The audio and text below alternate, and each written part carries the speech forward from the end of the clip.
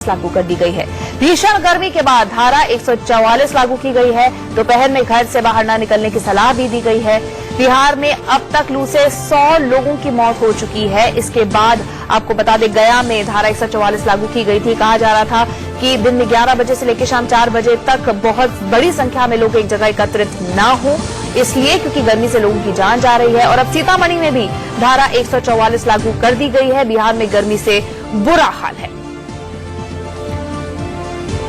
तो लू है, गर्मी है, इसकी वजह से आप अंदाजा लगा सकते हैं 100 लोगों की जान चली गई है। तो ऐसे में ये कड़े कदम उठाए गए हैं। स्कूल्स जो हैं उनको 22 जून तक बंद कर दिया गया है। उसके बाद आगे निर्देश दिए जाएंगे मौसम का हाल देखते हुए। लेकिन फिलहाल यहां पर आपातकाल जैसी स्थिति बन रही है, इसीलिए गया और अब सीतामढ़ी में भी धारा 144 लागू कर दी गई है। लोगों को सलाह दी जा रही है कि दिन के वक्त जब तेज गर्मी होती है, लू चल रही होती है, हो सके तो घर से बाहर ना निकले और बड़ी संख्या में जमा होने पर कार्रवाई की जाएगी। इसीलिए धारा 144 लागू की गई है। तो गर्मी से आपको बता दें पूरे उत्तर भारत का बुरा हाल है, लेकिन बिहार की स्थिति कुछ ज्यादा ही नाजुक है क्योंकि यहां 100 से ज्यादा लोगों की जान जा चुकी है गर्मी के कारण। और इसीलिए ये प्रिवेंटिव मेजर्स लिए जा रहे हैं सरकार की तरफ से। इसीलिए धारा 144 लागू की गई है और अब गया के बाद सीतामढ़ी में भी यही स्थिति है। शिव पूजन हमारे सहयोगी जुड़ा है हमारे साथ। शिव पूजन, क्या अपडेट है?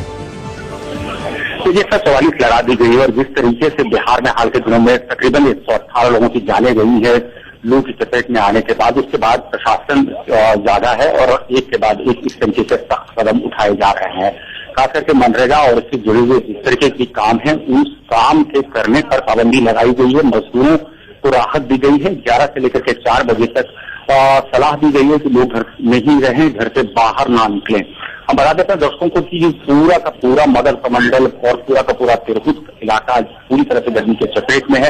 हालांकि कुछ इलाके में थोड़ी सी बूंदाबांदी हुई है देर रात और सुबह, जिससे मौसम कुछ इलाके में तो बेहतर हुआ, लेकिन बाकी इलाकों में स्थिति जस की तस बनी हुई है।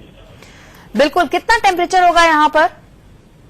देखिए, टेम्परेचर कुछ इलाकों में तो 40 डिग्री तक पहुंच चुका है और इसी वजह से चूंकि जो पछुआ हवा कहते हैं वो बह रही है, तो लोगों को खासा इसमें दिक्कत महसूस हो रही है।